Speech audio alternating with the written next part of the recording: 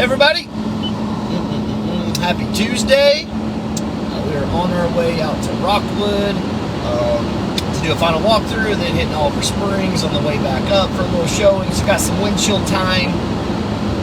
A lot going on this week. Obviously the rate change being the lowest. I think I saw an article, it was the lowest it's been in 15 months, so actually over a year. I made a good guess the other day and said probably a year. It looks like over a year.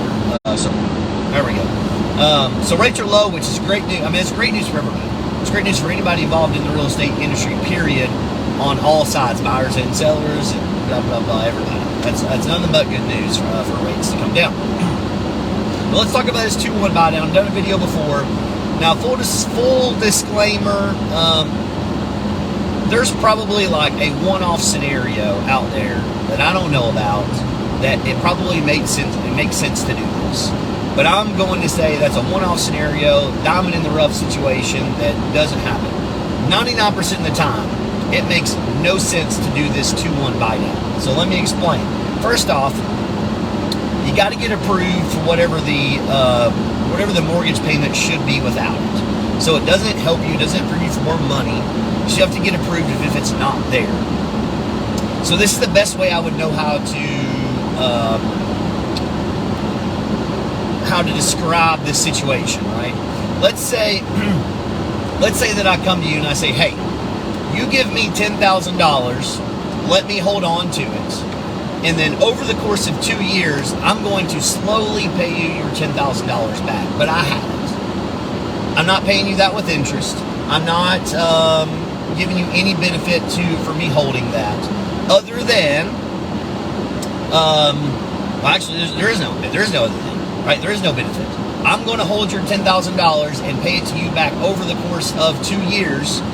That's how, that's it. It makes no investment sense right now. If it said, hey, you give me $10,000 over the course of 2 years, I'm going to pay you back 12. That makes, a little sense, right? Get a return on the investment, 20% return, right? That might make a little sense, but it does not make sense to wash out the money.